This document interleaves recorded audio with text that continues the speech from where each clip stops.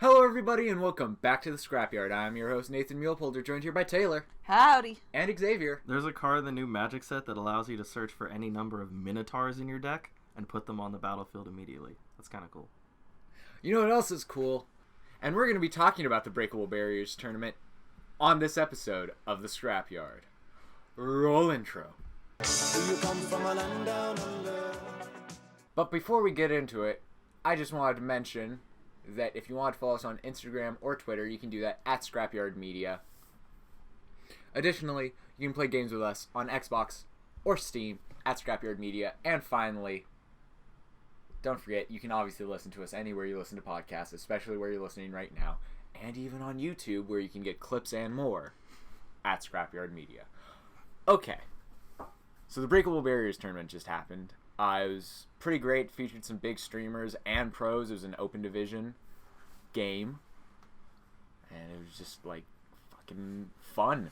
Yeah, so open division just kind of like open division. I think the biggest open division team people would be familiar with is Clockwork Vendetta, who ran through open division, got their way into contenders with, like, their crazy, like, May, Roadhog, Torbjorn kind of thing going on. But Breakable Barriers is just kind of like came out of nowhere, first of all, and it featured, like, a lot of really big names, former pros everybody would know, like XQC, Jake, Custa performed in it.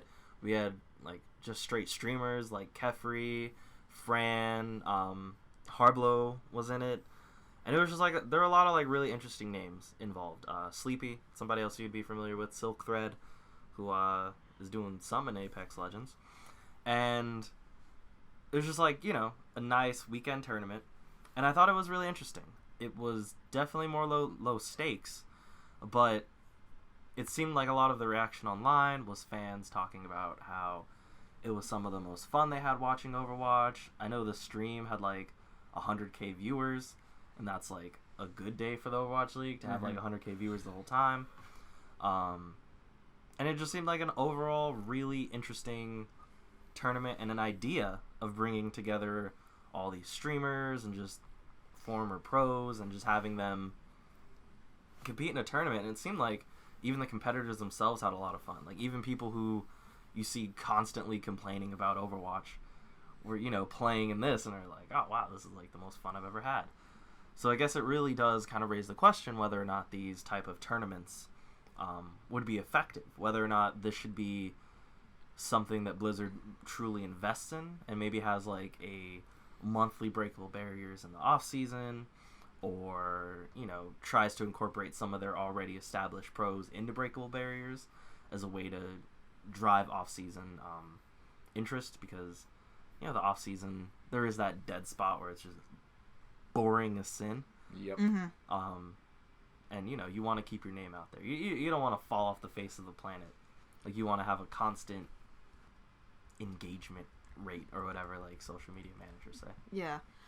So I think what's going to help is if Blizzard did put in the time and investment into these kind of tournaments in the off season, and even if they brought them into the, like, main season, I think having people who are on the bench, especially since it's, like, this season is a lot more taxing, it'll allow players who maybe aren't playing.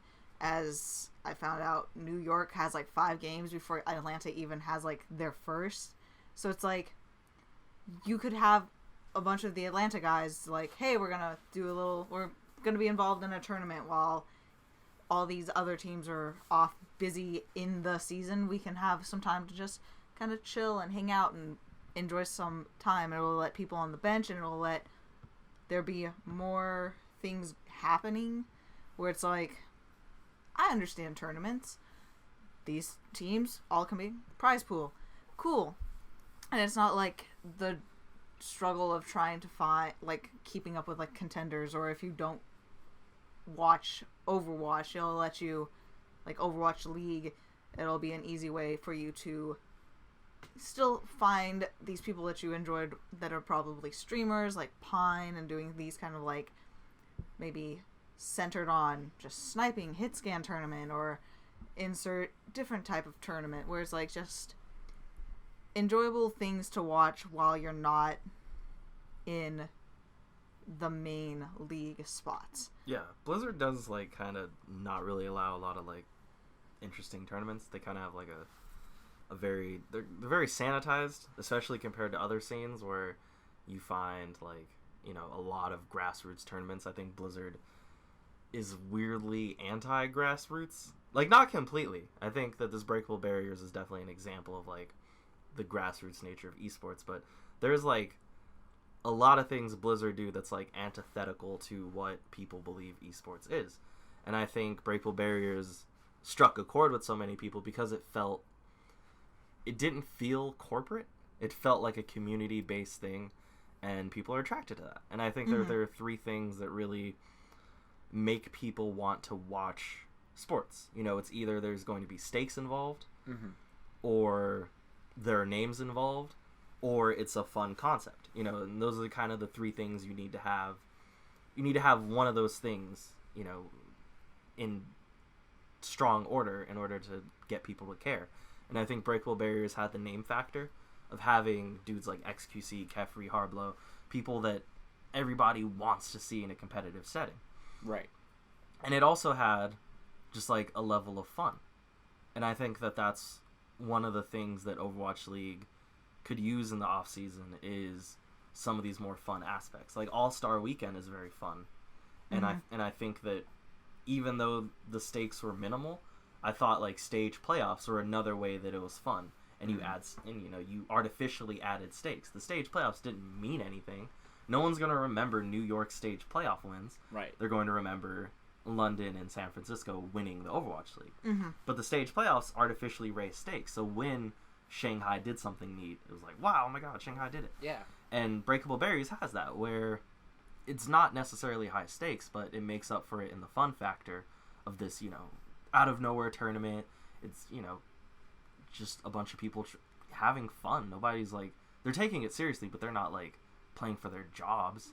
Right. And then it, you know, it has the star power of you're getting basically some of the biggest stars in Overwatch. Like, I would imagine if Aimbot Calvin, who was the biggest Overwatch streamer before he stopped playing Overwatch, if there's a Breakable Barriers where he's in it, that's going to be the most viewed Overwatch thing of the year, regardless. Yeah. And that's so important in the off season if you can keep Overwatch's name, because every other esport is on the come up. League of Legends is still bigger, Dota is still bigger, Rocket League is getting bigger, you know, CSGO is still bigger, and Overwatch needs to cement its space within esports. And I think these off season tournaments allow it, because there will be pushback towards the Overwatch League simply because it's so corporate. Yeah. And you know, gamers and esports in general are very like anti-corporate. They want it to kind of be their own.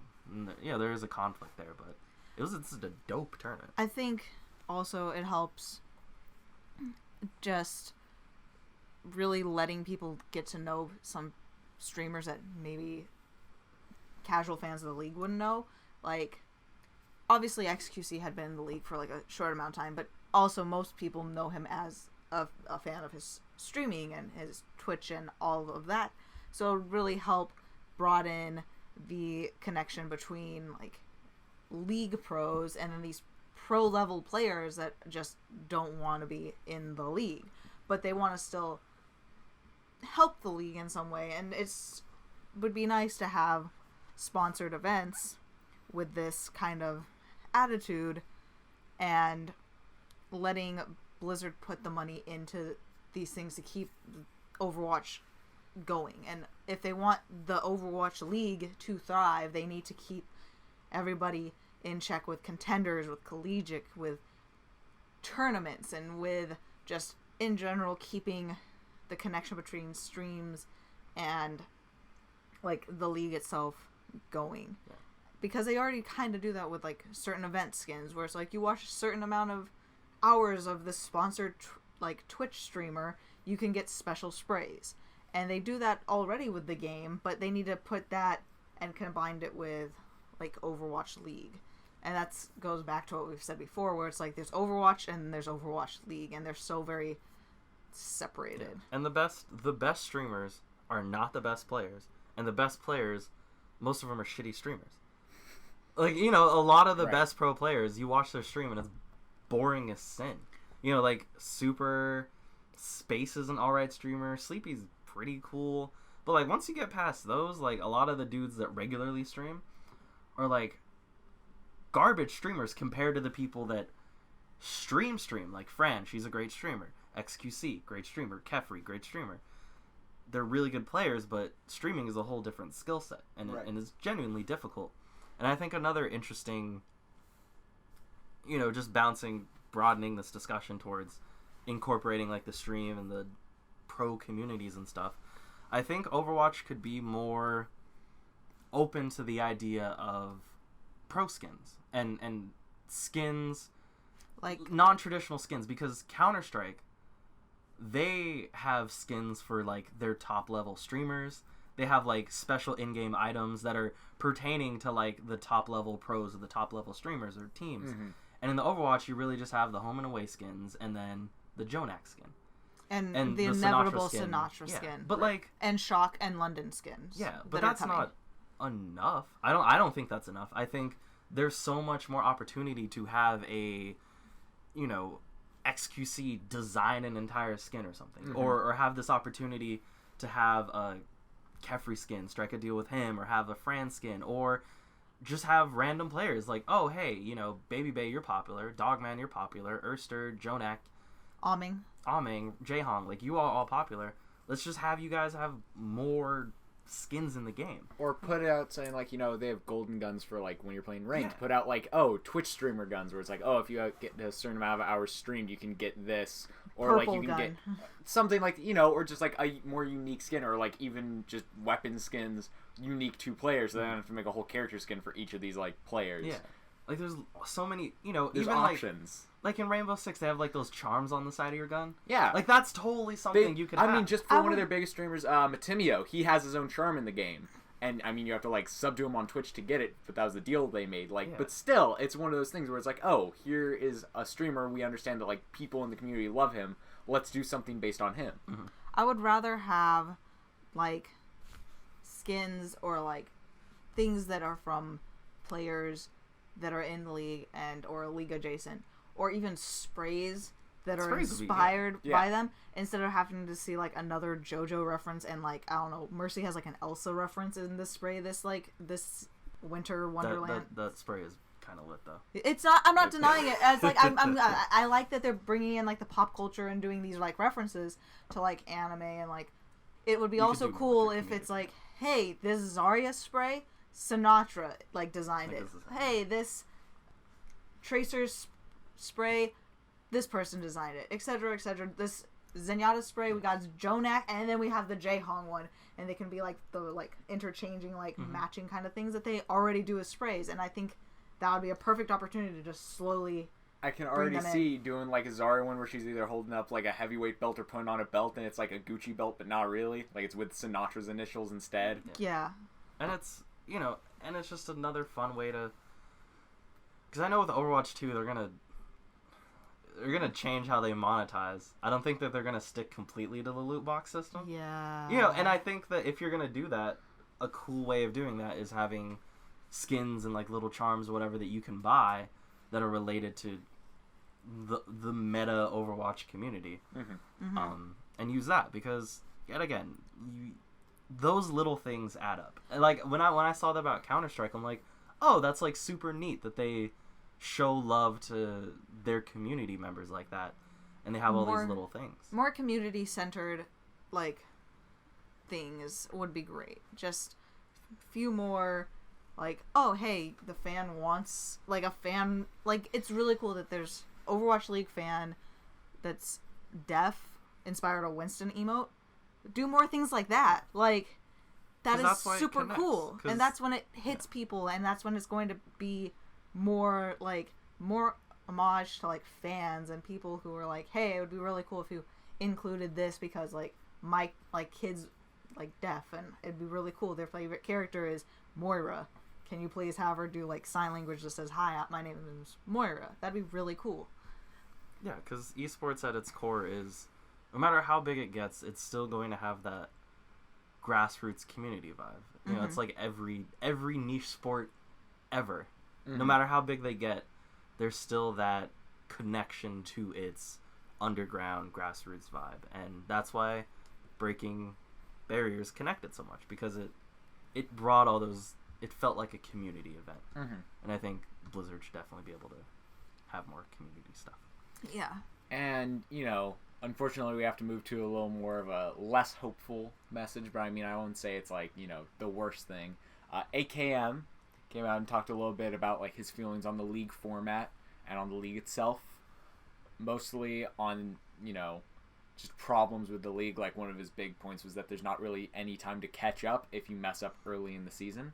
Yeah, that's a very valid point in terms of like a league system. So first, yet again, it's very important to say the Overwatch League is based on American sports. Yeah. Right. It's an American sports league at its core. It's global, but if you look at how it's structured and what they're trying to do, they're copying American sports leagues. So I think it's important to understand that when we talk about this, we're talking about this, one, as Americans who are familiar with American sports, Yeah. but also the fact that the Overwatch League is trying to be an American sports league. They're not trying to copy international soccer. They're taking aspects, but they're not trying to take it. And I think the league format is another way of taking this. Like in American sports, it's not often to have tournaments. Right.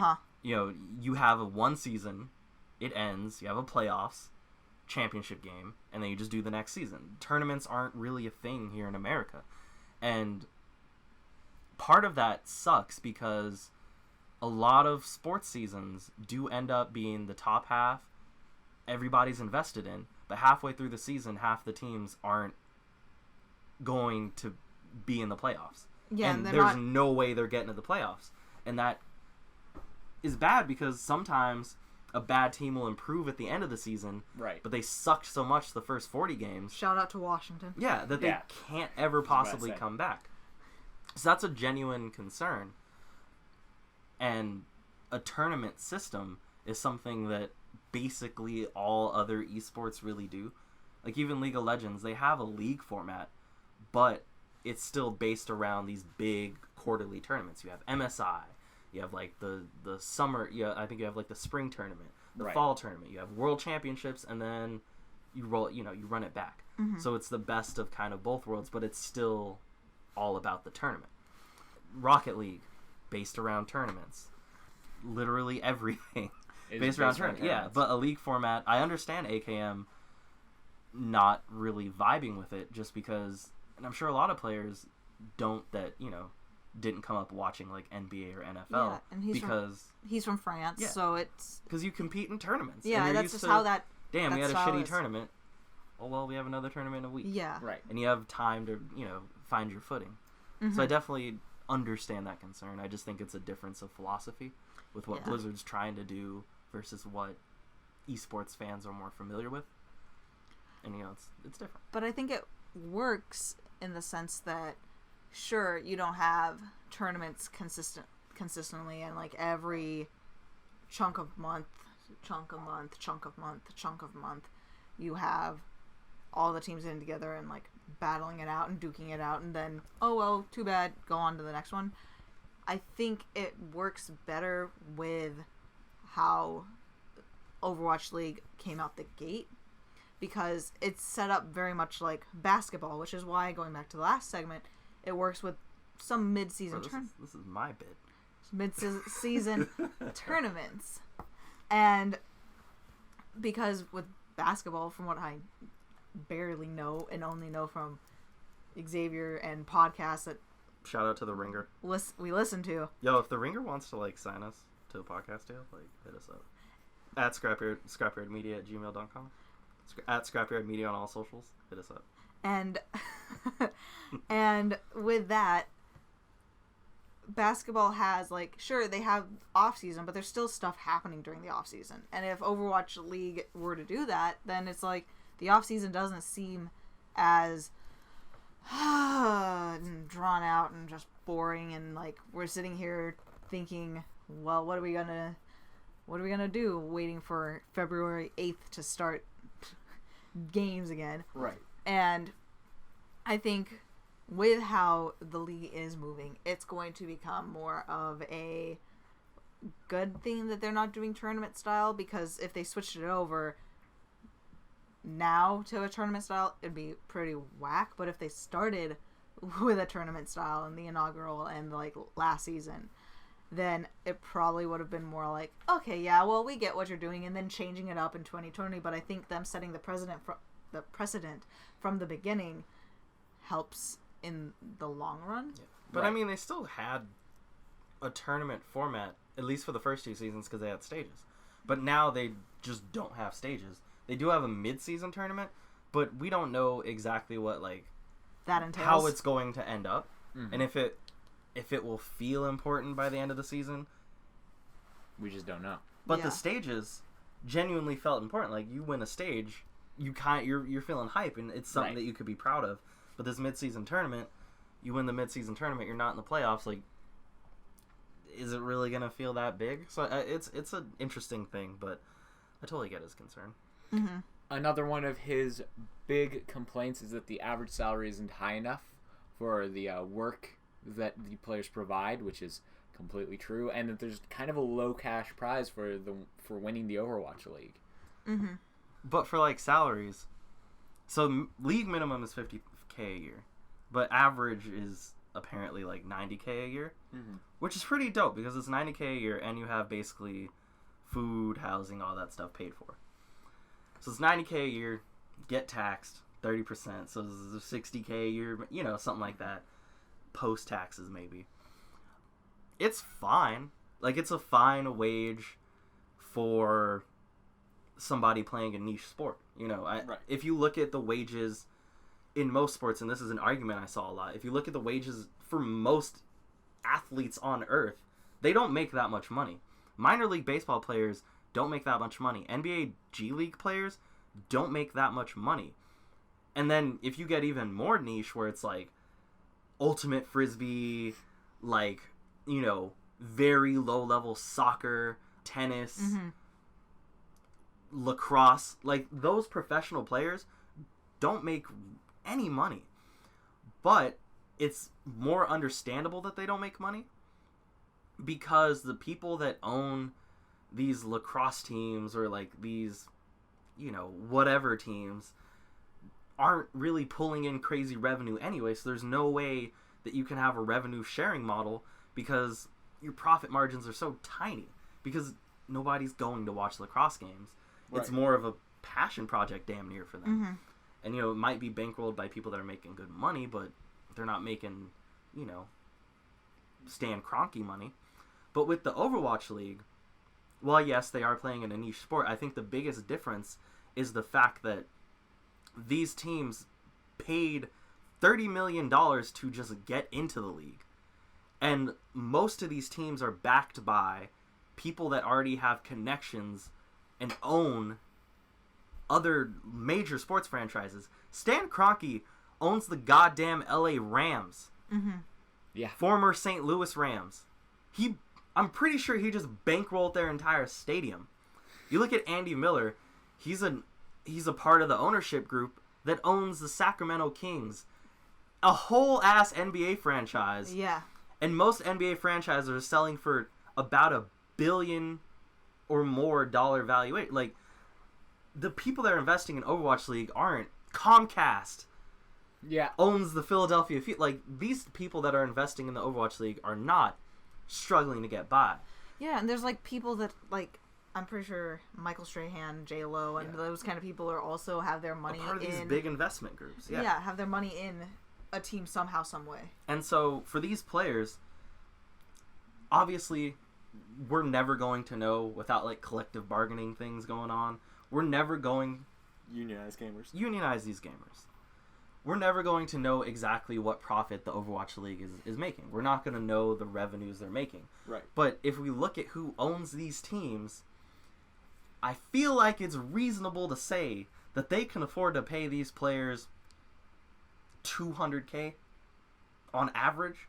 Probably. If not more, because they are the best players in their field, and you're looking at other esports top level leagues, and obviously League of Legends is more franchise, way more popular, but some of those dudes are signing $3 million contracts. Yeah. And I'm pretty sure that these Overwatch teams have the backing to sign these players to these kind of contracts. Mm-hmm. If not $3 million, just because it's unproven, $500K as like an average salary. And people saying, well, they have their expenses paid for, and it's $90K that's basically spending money. Yeah, sure. If you're looking at it as they're just getting paid $90K to pay video games, but it's not just that. They are providing labor to these organizations that are profiting, hopefully immensely, over their success in this league. This is the same type of deal where it comes to like college athletes. A college football player that's like playing on like OSU, that's bringing in his school millions upon millions of dollars, is working day in, day out, providing his labor for what, a scholarship? Or the opportunity to get a degree, when they should just be getting paid what they provide. And that's the same thing. These Overwatch League players are providing labor, and as workers, they should be getting paid what I think is a more fair compensation, which is a lot more money, just based off how other teams. And if these teams can't afford it, then prove that you can't afford it. Like, let us know what you're rocking with, yeah, like what your budgets are wrong? like. And obviously, the prize money is different, but if you look at how Overwatch League prize money is, I don't think it's necessarily like group funded kind of deal, but if you look at like Dota's, the international, which had a $30 million prize pool, or Fortnite's prize pool, these are more, yet again, grassroots beginnings of esports. These are more people collectively joining. based, sales of skins in game, and then entry fees, and raising money to make this prize pool gigantic. Right. The Overwatch League ain't doing that. Yeah. They're doing a different model. So I understand, yet again, a difference in how he came up. He came up in the tournament system. Most esports people are familiar with the tournament system, but the Overwatch League is more of a league system, and I think that a more stable salary might be better than kind of a boom or bust tournament system. And I mean, that's very true, because like with a league system, that definitely is much better for something like a game like Overwatch. They're a team. You can't just hope that a team will keep performing as well as it has if they're entirely dependent on winning tournaments to get funding. If it's like a solo game such as like Street Fighter or something like that, like you're looking at Sonic Fox, if he's the best and he gets compensated for that, that's fair. Whereas with a team, if you're not paying your players, they're not going to perform well, and then just whoever was the best at the time will remain the best. That's not a maintainable structure to have. Yeah. And I think, there is something to like this unionization thing, where the main reason why a lot of these sports norms that I feel like people expect with the Overwatch League, like I remember so many questions coming up about, why, like, when are league contracts, like how when do we figure out how much these players are making? Right. Or like, little things like that, like, in terms of transparency. The only reason why we know how much LeBron James makes, or how much any athlete makes, is because of collective bargaining. And it's because that they make these salaries public as a way to negotiate with their teams. So if LeBron, so if some trash player makes $30 million a year, you can go up to an owner and be like, yo, I'm way better than that dude. Right. Sinatra would be like, yo, I'm way better than Haxel. I'm sorry. A hot take. But, like, I'm kidding. Right. I'm kidding, guys. But, he can go and be like, oh, I'm way better than this dude. I deserve more than him. And it drives up wages. That's the theory behind it. And so a lot of these norms are based around, like, getting together and showing that this league would really be nothing without the players. Right. Yeah. And again, I'm pretty sure that the cash prize at the end, the championship money, is like it goes towards getting equipment for like the team. It's not like this is what the players are getting paid at the end of the the championships. Like, sure, maybe like a And little. it's still taxed. Yeah, like like a little bit probably thrown at like, you know, some of them like, here, go buy a team pair of like jackets or team pair of sneakers or something. Like, let's spend a little bit of money on like getting us all nicely dressed for pictures and stuff, and then like the rest is like, we're gonna buy some new computers, we're gonna buy some new headsets, we're gonna buy some new mouse and keyboards, you guys need new mouse pads, like, you know, all that kind of stuff, where it's like, instead of, it goes towards the organization in like, let's get better equipment.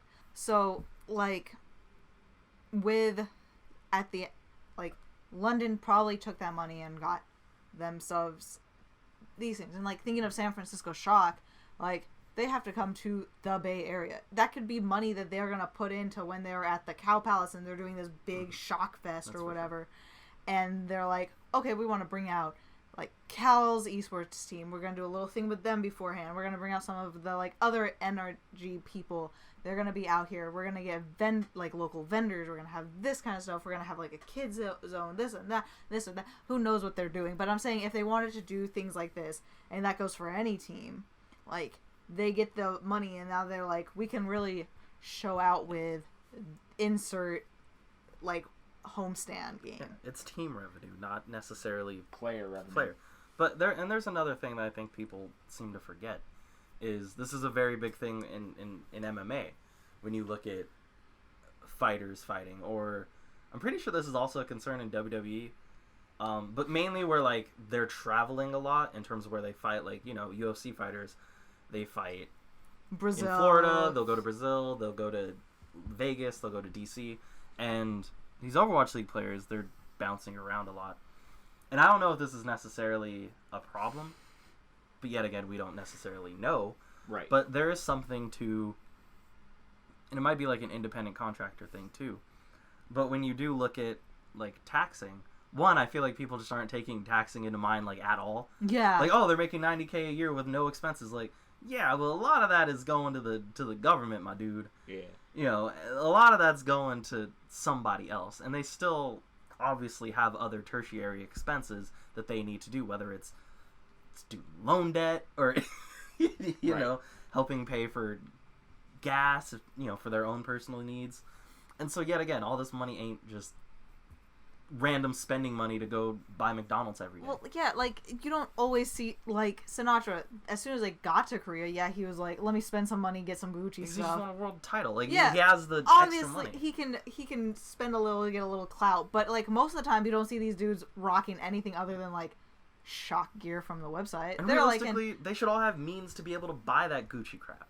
Yeah. Like, they should be getting paid enough where that's like, oh yeah, that's just a regular ass purchase to me. Like me going to buy a belt at Target. Like, they should be making that kind of money. Because they are the number one players. And then that does bring the question, you know, Contenders players should make a little bit more. If the Overwatch League players are making a ton, Contenders should make some more. Something. Yeah. Right. But that, you know, that's a whole another thing. I mean, the Overwatch League could be completely in the red for all we know. And, like, they're barely struggling. Like, you know, they're like a small business struggling to pay their employees. You never know. It could be a deal, but I totally understand AKM wanting to see more prize money because, you know, if you're not, I don't imagine AKM is making a ton of money. Uh-huh. And, you know, he's looking at Bugga, you know, win the Fortnite thing and win $3 million. Right. And, you know, if you're top 20 in that Fortnite tournament, I think you're taking home, like, at least over 100K. And he's like, damn, I could be doing that. He's looking at League of Legends teams pulling in big-ass money off winning tournament. He's like, shit. I'm here playing, and we lost this whole season. I just made 90K. Like, what's going on here? On top of that, like, you have to imagine who knows how long Overwatch League is going to be a thing, like, and how long these people are going to be able to play Overwatch League. Like, the money isn't just going to them right now. They have to think about, like, what am I going to do in the future? So yeah, like, get your shit in and get out. Like, yeah. Shout out to Jake. Like, you know. Yeah. He saw, like, fuck, I ain't doing all that global travel. And he became a commentator, like, like, you know, and he can just straight up say, I'm like, he can just straight up be like, I'm not leaving like this area. Yeah, He Like, can it straight up works. just be like, I'm done. I'm good. Yeah, shout out to Jake. Shout out to Jake for being a genius. Yeah, you gotta make it more viable for your pros. And Custa, don't leave Custa out. Custa also was a genius move. Yeah, he was like, I'm out, dog. Y'all want me still in the league. Nobody paid Custa for all the emotional labor he did for those Valiant teams. That's true. God damn. Okay, so now we're going to start our series that we are going to be running for the next 7 weeks until the Overwatch League is back.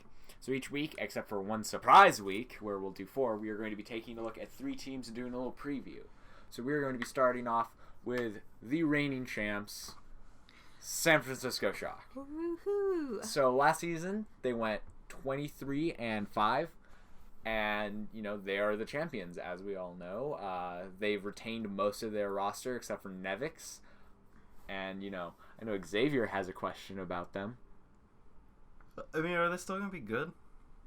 Okay, so I have a question for you guys. Are they even gonna be good anymore? I'd like y'all to, especially if you're on YouTube, because I'm the one who checks the YouTube comments, I want you to go down to the comment section and type out one team that you think realistically, with legitimate evidence, will be better than the San Francisco Shock next season.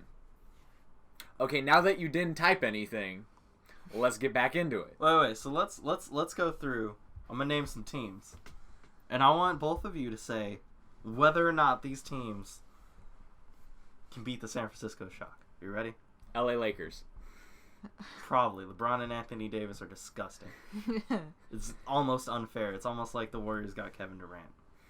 That happened. That was stupid, man. The Warriors... Anyway. God damn, that was the crazy... Alright, so... We got... Dallas. No. Alright, cool. Just want to get that out the way. Chengdu. Hell no. No. The tentativeness. What in Chengdu's performance from last year and what that you've heard about them, their new roster, I mean, anything Chengdu like did that? beat the Shock last year. They Yeah. did. There's But- Chengdu's different, man. Like, they're always a threat. But they beat Shock at like Shock's lowest. Yeah, but see, the thing with Chengdu, which is why I said Chengdu's name, is Chengdu is either the greatest team of all time or like the worst team, depending on just like what day. And I think that's I don't think the Shock is consistently the GOAT. Yeah, but then Chengdu suddenly is better. Like, I think Chengdu is the only team that you look at and you could say on the right day they could just destroy the Shock. Okay, so here's the problem. Yeah. This is like the chimp versus the human thing.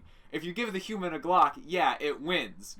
But we're talking a gangster chimp versus a normal-ass human. Like... All I'm saying is during that Chinese, like, tournament thing, Chengdu looked... Leave looked like the Glock that was handed to Chengdu. And it was like him and Jinmu, I think, totally match up against, like, Sinatra and insert person here in terms of the grand scheme of things. And I think their support line matches up a little better. All it comes down to is if Ameng is going to throw or not. The answer is yes. Yes. That's the issue. You know, like, Ameng might throw it for you. Like, we saw it against Toronto. Like, Ameng, they push Toronto...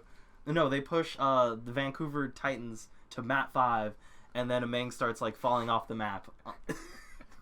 And it's like, oh, okay, cool. He's going supersonic speeds. Dude is in the 5th dimension. Yeah. It's a genuine, like, concern. It's like, will Ameng fall off the map, or will he, like... Will Ameng try to get too cute on Volskaya going over that edge as Hammond? Yes, because he just drilled right into the ice off to the left there. Good job, Almond. Okay, but here are some actual serious teams. I think Chengdu's pretty good. We have Seoul. Just signed Prophet. Got Fitz. Like, Marvel's again, really good. until I see them play, I still believe the Shock has the advantage right now. New York. I don't know. I No. don't know until I see them I'm play. gonna say- but I I'm don't- I gonna don't say a hard so no. yet. All right, last 2 teams. Atlanta, the last team to beat the Shock. They Yeah, just but they that just was got like they that got a was Glock in terms of they got a Glock. They got They a got Glock. Edison, and he's like almost, and Erster's already a Glock. Gators. I think A as Gator. of right now, the only A real Gator. competition that Shock has is the Vancouver Titans, who did not fall apart once they lost Bumper. Chill. I mean, like, fuck it, summon Sue. If you know, you know. But yeah, the Shock, they're going to be very good again. I just think it ends up being one of those questions of, I don't know, like, do you start getting complacent? Like, these are the genuine questions of, like, these great teams that don't look like they're slowing down. It's like, are you just gonna, like, fuck up one day? Like, are you gonna get bored? Like, what's going to go on? Because, you know, nothing indicates that they're going to be, like, not just picking up right where they left off. Yeah. Instead of 4-0ing teams, 3-0ing teams, and we're not going to see the meme team anymore. Yeah. Because there's going to be no more useless map 4s, but they could just be 3-0ing teams. Like, it's nothing. Yeah. You know, no matter how good the rest of the league has gotten, which I do think... The rest of the league has stepped up. They've gotten substantially better. The league's leveled up. Yeah, so I could see the Shock not having as many just quick 3-0, haha, golden stage type things, because... GG Nori. Yeah, there are more good teams on paper, and I think on paper is important to say because Philly looks very good on paper, but Philly looked good on paper last year. London looked good on paper last year. And, you know, that's how these things happen. So Seoul, oh wow, you have Profit. That might not amount to anything. Seoul is one of the most disappointing teams in the Overwatch League. Let me be 100%. They are. They are. And so, you know, it's just like... We're not talking about them this week, though. Yeah. Everybody got better, but did they get Good that enough. much better? Yeah. You know, and Vancouver really is the only competition. You know, getting Fissure and Jaehong, I think, are two giant moves that push them to the next level. Next to the Shock, because Fissure, on the Fissure that we know from Season 1, is better than what Super has shown. And, you know, just in terms of just being like a hard carry, Mm-hmm. you know, Fissure is a monster, and it just depends on if Fissure comes in motivated and looks just as good as he should. He should match Super, and then obviously their DPS talent is there. You know, Yeah. Haxel needs to kind of get over, like, you know, playing scared. You like Sinatra Haxel needs to like forget Sinatra exists. Yeah, let Haxel. Yeah, he was have... seeing Ghost in Yeah. the grand finals. Oh man, he That was bad. he was thinking 20 levels ahead, and Sinatra was just like, oh, bloop, bloop, bloop, 30 levels See, ahead. here's the thing with Jaehong, and the Shock are like a given, but like with Jaehong, because the Shock and the Titans are like Goku and Vegeta, like they just go together. But with Jaehong signing, here's the thing. Jaehong would have never let them pick Brig map 1 on Control. Jaehong would have been like, no, are y'all really scared of Sinatra that much? Like, he would have never let them go Brig, because that Brig pick was emblematic of how scared they were of the Shock. Jaehong would have never let it happen. Yeah. It was so... Yeah, we're like, no. Yeah, it'd have been like, nah, B, like we ain't going out like that. No, it's one of those things where you I rewatch... forgot about the Brig pick.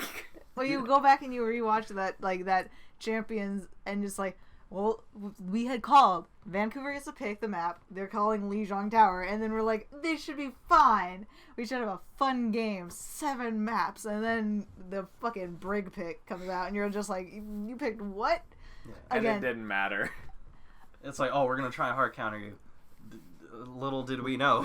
The hard counter is to die. Yeah, like Jaehong would have never let that happen. no, he really wouldn't have.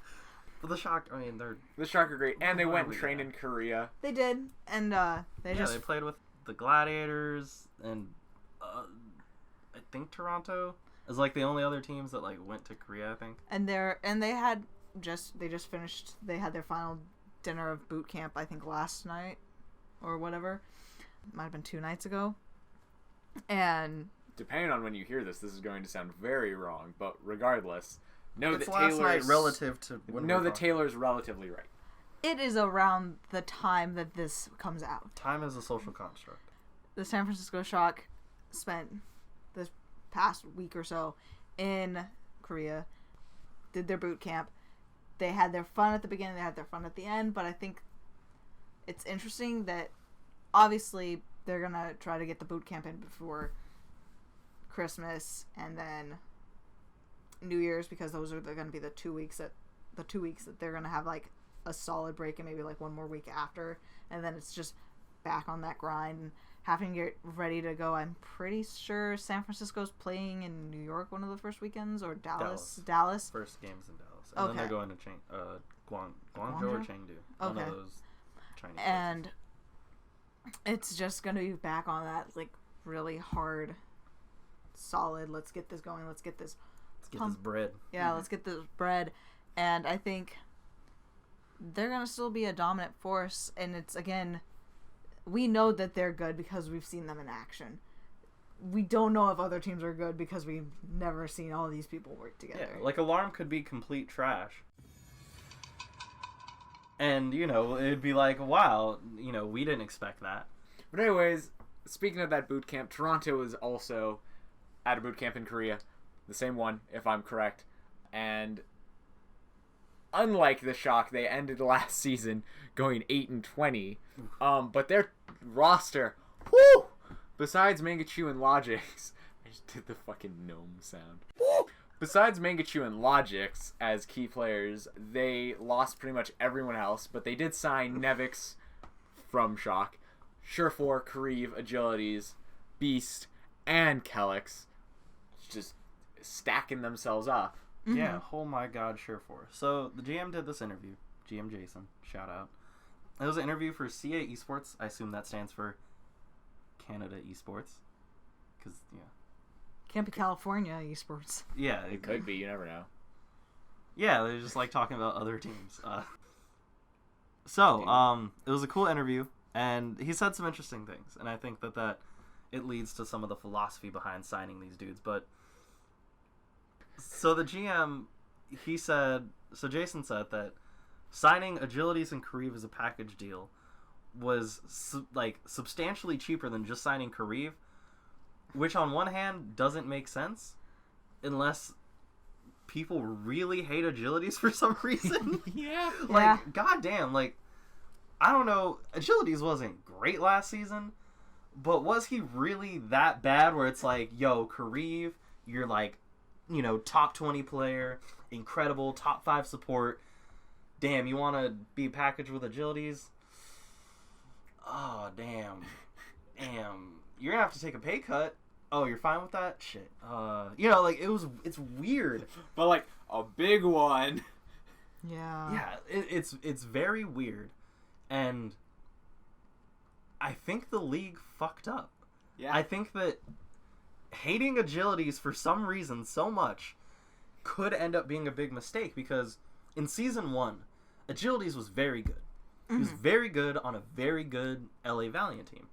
And last season, he didn't play well, but you can definitely chalk that up to, GOATS being a thing, and then after GOATS, him never being able to find his footing. Right. Yeah. And, he's not like Corey, where just, he can spend 2 minutes on a sniper and suddenly be like, oh my god, he's great, and then he can go back to Zarya and be trash. I think Agilities need some time to warm up. Yeah. And so if Agilities ends up being a player on this team and ends up contributing positively to winning Overwatch, that's the biggest steal of the entire offseason, because you get an all-star in Kareev who's not going to suck. Right. And then you just get Agilities tacked on because they're best friends, and Agilities ends up being the flex, alright, not god, but the flex, that demigod that you needed. And he fits right in, the theory of Agilities fits right in with Surefour and Logix. Right. And it's an interesting thing that you can just get him for cheap just because he's packaged with Kareev. And I love him taking the risk on it of being like, you know what? Fuck it. We like Agilities too. We're going to sign both of you. Yeah. Because logically, he for sure will work out. Yeah. I hate you. So a lot of GMs might be crying at the end of the season when because they realize, fucked that up. oh, I missed out on Kareev because I didn't want this dude that's actually really good. Yeah. It's weird. It's weird to me that the league hates Agilities so much. Yeah, that is. Why do you hate Agilities? What did he do? He came out to play his best, and then he made that pun I just made. That's what he did. Exactly. Poor Agilities, man. But this, if he performs, oh my god, it's great. Uh-huh. And then another interesting thing on the DPS side is he said that Surefour can play flex, and he could fit in next to Logix. And this also brings up the idea that if Surefour sucks, this whole team is just going to fall apart. I think that they're hinging on Surefour being an A+ player the entire season. Mm-hmm. And it sounds like they're hinging on him being the player. You know, if they're having him be flex next to Logix, then that means that they want Surefour to fill these roles that they need him on the DPS line. And also, a lot of the times the flex player is the center of like the team.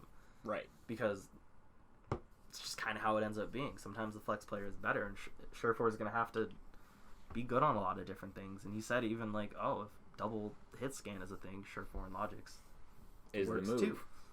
Yeah. And so if Surefour doesn't perform, which, I mean, he should perform, like, he's really good. But if he ends up being a flex god, then him and Logix is disgusting, because Logix has always been good. Even when he was on Florida. Florida's game plan back in, like, Season 1 was basically what they do for Saya player now. I'm just like, hey, man, hopefully you carry us, because we ain't gonna help you. And then, like, sometimes you win a fight, sometimes you lose. Yeah. And, you know, but Logix has always been very good. Logix, please. 3 kills? Yeah, that's even kind of what they did, like, late stage Toronto, where it was like, alright, we have Logix, please?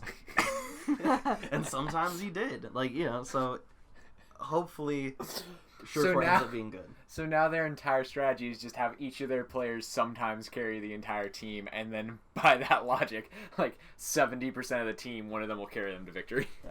Well, I mean, if it works, it works. It works 99% of the time, 100% of the time. And that would be impressive. Where it's just like, okay, listen. This is the Surefour game. This is the Logix game. Yeah, we really need you to go out there for us today. I feel like we talked about that with like some other team. I don't remember who like it was, that. but yeah. Okay, Nevix, this one's yours. Fuck. It very well could be. I think having Surefour be more flexy will also make the roster even out, because they do have people that will be on the bench, assuming Agilities is on the bench. They'll have people that are on the bench that are also flexy, and if Agilities ends up being just as good as Surefour and they bounce off each other, I think that will really help push this team in a triumphant way. Yes. And they have their solid hit scan, and then they have their backup solid hit scan, and then again, no matter where the meta shifts, because like tanks, it just becomes shield or no shield, and then support. The answer is always shield. And then support, it just kind of, well, which one has the most healing now? But DPS is kind of where things switch up the most, and I feel like merges in and out of whether... Sometimes DPS is a tank. Sometimes. And I feel like no matter what happens now, they have a solid, at least cement flooring to build their Defiance off of. Right. And so also that was worse. The Toronto GM talked about signing Beast, who's very inexperienced, but solid tank player, has LAN experience, and he talked about having him with Nevix, who's apparently the greatest player of all time, as sort of this tank duo of the veteran and the young player. And he talked a lot about, you know, how Beast is mature and a very coachable player, and how Nevix, yet again, very coachable player, greatest player ever, and can slot in, and those two can be effective. And I think it's interesting how this roster is built, where you do have 3 leaders. You know, Nevix, a leader, even on the Shock where he never played, he was a leader on that team. He was an example, standout player, and, you know, in the locker room, not on the field, but he was a standout player in the locker room. And, you know, Surefour, who was a leader on the Gladiators, and Kareev, who was one of the most consistent players, and definitely, you know, kind of a leader and a fan favorite when it came to the Valiant. So you have 3 people in each position that are high quality players, work hard, are in-game leaders, and that's something that, you know, teams really struggled with. The Valiant talked about with Custa how important his leadership was to them succeeding. Right. So I think having a leader is important because, you look at bad teams and they don't have a clear number one dude on the team. We got Moth on the San Francisco Shock, where in every single picture, video / thing I see of him, he's just stone cold Steve Austin. And then there's Jae Hong now on the Vancouver Titans. There's Jonak. Straight up Macho Man Randy Savage. Who's Miss Elizabeth? We don't. I just said Jonak as the last person. So Fran. Jonak is also a solid, older player. So it's there's teams that have these older dudes that are going to really help drive the force of the teams. And with Nevix now on Toronto Defiant, I think they finally found that, or Obi-Wan Kenobi. Or I was Yoda. going to say every Luke needs their Obi-Wan.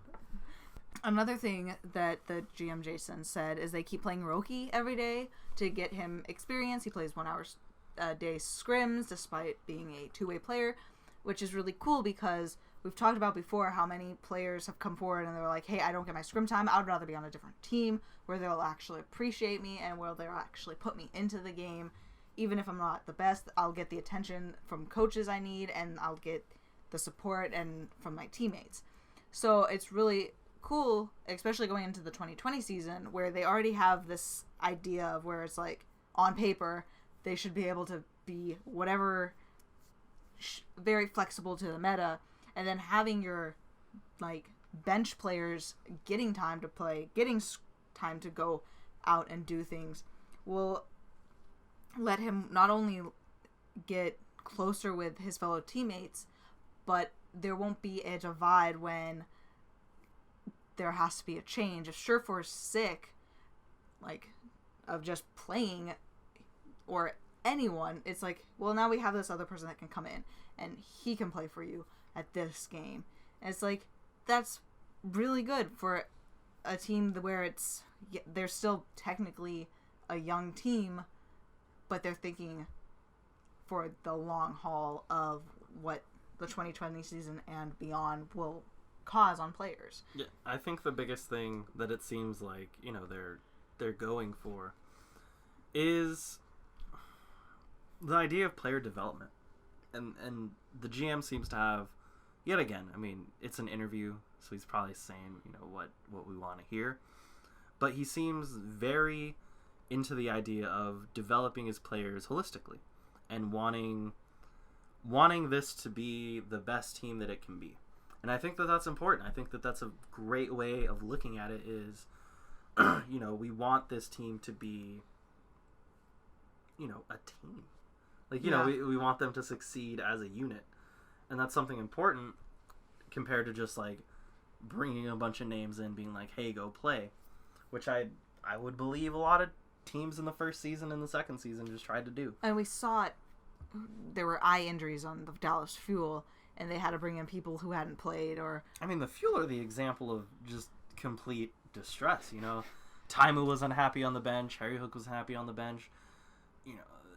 Never got scrim time. A lot of their players just never really ended up developing super well.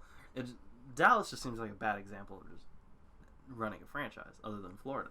But with Toronto, it seems like they have a very good eye on development, and they're willing to take risks. I think the biggest thing that Kareev and Agilities thing says is that this Toronto team is not afraid to take risks, and they're willing to kind of put themselves out there and make this team work.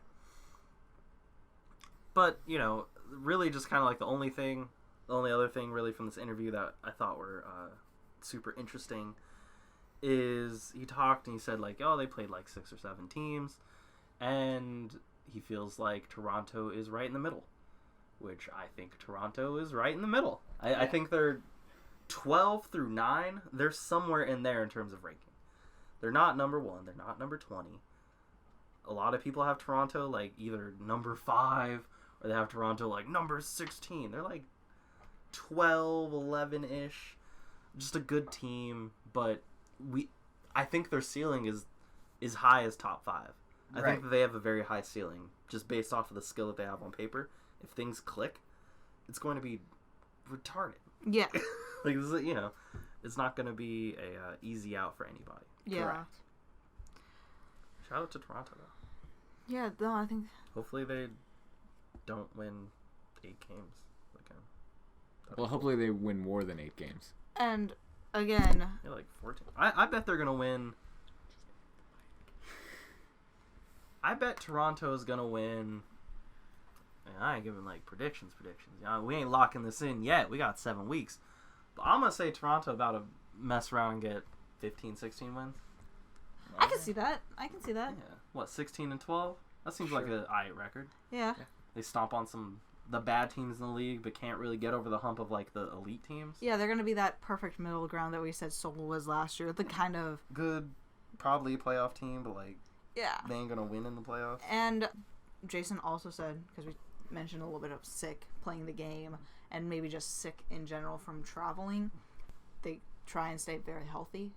They do gym time, eat healthy, and obviously that's going into the 2020 season. That's going to be very important that these players aren't just playing 20 hours a day because that's what you do, bro. And grind all day, bro. Living on just, well, I mean, obviously he said that they drink black coffee, but not just running on Doritos and Mountain Dew, soda and Monster Energy drinks. Okay, pull out the MLG horns, boys. It's 2010.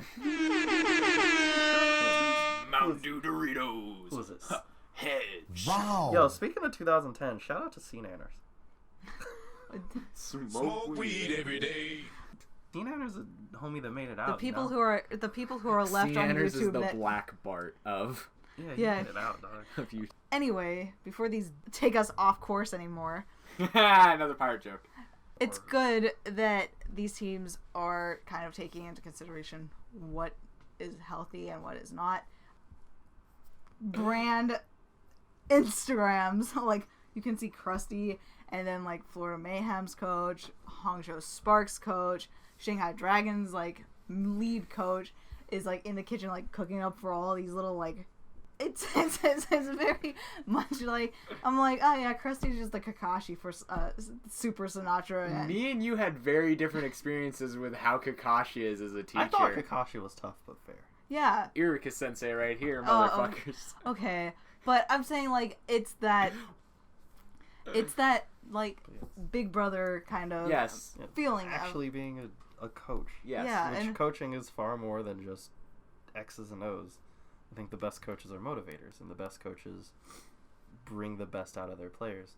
And speaking of bringing the best out of their players, the LA Gladiators have the potential to bring the best out of some players that are kind of were disrespected last season. Sure, Yeah. that's a word for and it. also had some weird emotional issues. Shout out to Birdring. So the LA Gladiators finished last season 17-11, and they actually got a playoff win finally, and then they got murdered, deathed by the Shock. But I mean, they kind of ran into an unfortunate set of circumstances. Yeah, you run into God and you miss. You come for the king and you miss.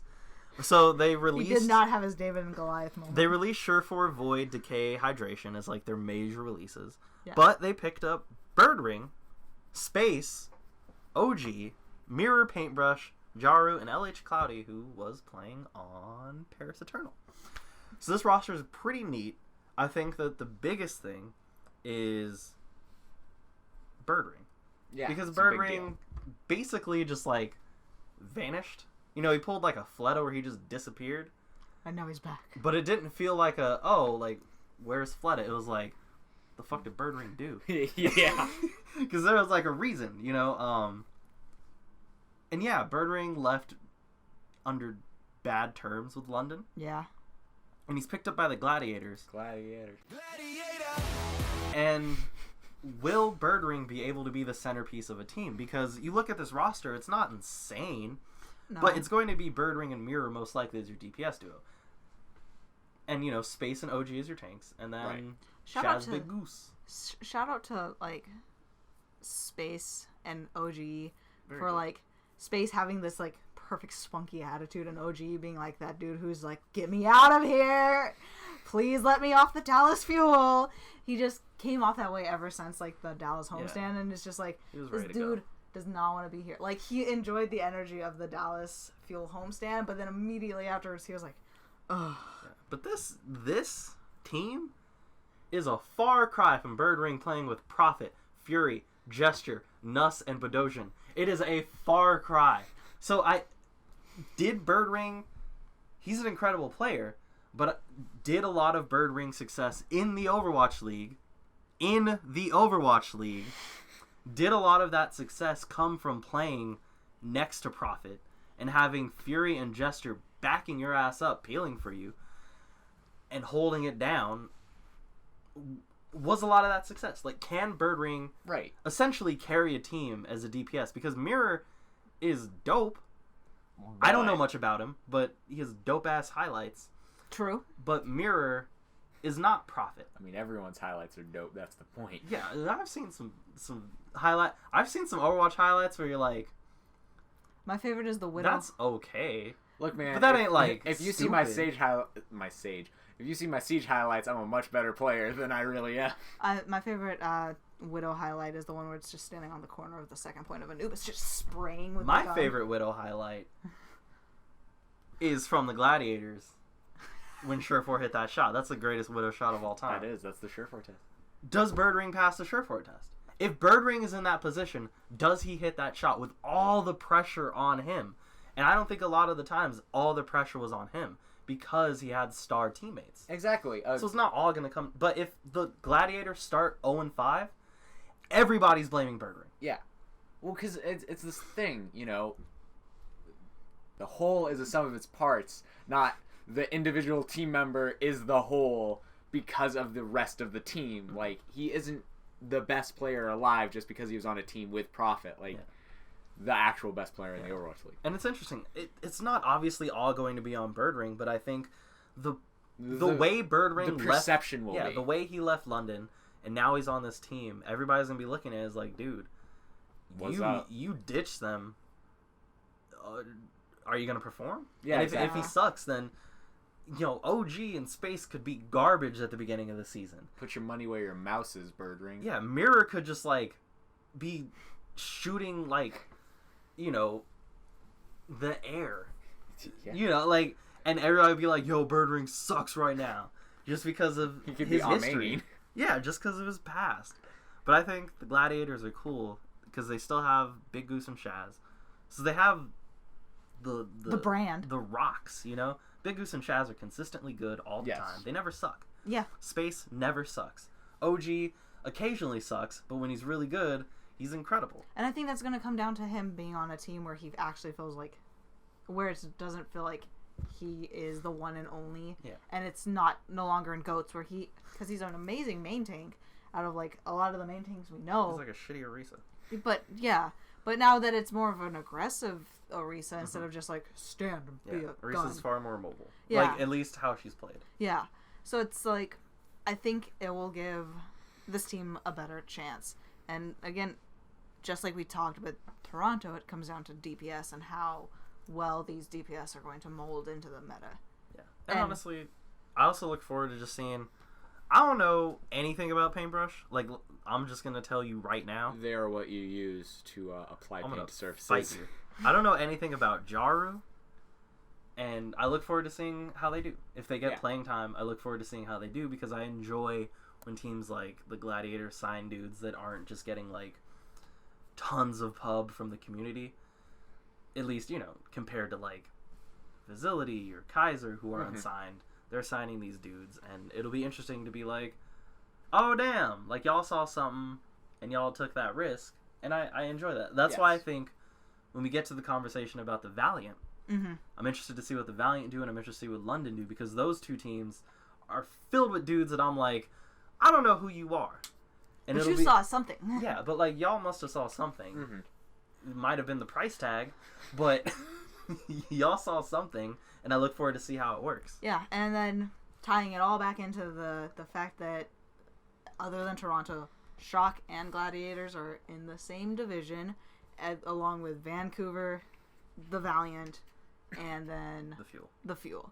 And yet again, here we go with the Gladiators being just that Fake top Fake tier. top tier team. where they're skirting by with like two amazing teams ahead of them, and then like two such, I don't mean to say, but mediocre teams underneath them. You know what's weird? I always think this is funny. So this fake top tier thing started with us, and it's like 100% factual. Mm-hmm. But it's weird that like with Seoul, because they're similar, like viewed similarly. Yes. But with Seoul, it's just like, damn, Seoul's so disappointing. But with the Gladiators, it's just like, you are not top tier. And it's a weird perception thing of like, the Gladiators have always been perceived like Seoul is expected to be good, and when they're not, it's like, damn, like, really? Like, this is what we're doing right now? But when the Gladiators, I feel like they're always thought of as like this incredible team, and every time they come up against like a fire team, it's like, oh yeah, that's what happens. Like, this is all this right here that y'all think is fake, and they're still gonna be fake top tier. They're gonna be, probably the same. 17-ish wins, make the playoffs. Are you putting them above or below Toronto? Above. Okay. But that's Above at the start of the season. But, at the very least. But I think by the end of the season, if Toronto works how they should work, Toronto should be much better. But I think the Gladiators have more of a sure thing. And I only say that because they have Shaz and Big Goose and Space, who are rocks. Right. Toronto has too many questions. Like, is Nevix actually yeah, a like, god? is Nevix a god? Is Sherford a flex god? Are they gods? Yeah, is Beast okay? But like, we know Space is good. Right. We know Shaz and Big Goose are perfect. the most And we know part- Birdring can hit heads. It's a lot of the questions that we have, and this is going into the segment in future episodes. A lot of it's not so much questioning whether or not they're good, like the players themselves. It's whether or not these players will perform well Are in a together. good position. are together and mentally working together. And the Gladiators have a history of being good. Yeah. Toronto last season didn't make what they had work for them. And Toronto had this badass thing going in all their promotional art of like, it was so much like the Arkham City kind of. I mean, they were gods in stage 1. It was like, oh yo, The Toronto, they made the playoffs. They lost to the Shock, but like, who cares? Damn, Canada's the new Kura. Okay, never mind. But yeah, no, I think we're in a good place for the rest of the season. Yeah, these are probably the 3 like happiest teams we're gonna be talking about. Yep. Yeah. It's about to get like real depressing next week when we're like, When we gotta spin the wheel. when we and spin the wheel of teams and it's like Florida, Dallas, Boston, have at it. And we're like, oh, this is rough. But Florida might be lit. Right. But I mean, Florida was supposed to be lit when they went all Korean, and then there can only be one. What there can also only be one of is one outro. But before we get to that, I just wanted to remind you guys to check out Twitter and Instagram, specifically Twitter, because we're going to have had some polls up running for a couple of days now when this gets dropped, and there also should be one dropping in tandem with this about your feelings about the Breakable Barriers tournament. So we'd love to hear your feedback on that type of stuff. So hit us up on Twitter at ScrapyardMedia. Remember to listen to us everywhere you listen to podcasts. You can pick just one, but we are all those places, especially where you're listening right now. At Scrapyard Media. Check our YouTube out. Podcast is uploaded there, but so are some fun clips. And finally, you can come and play games with us on Xbox or Steam at Scrapyard Media. Roll outro. Better run, better take cover.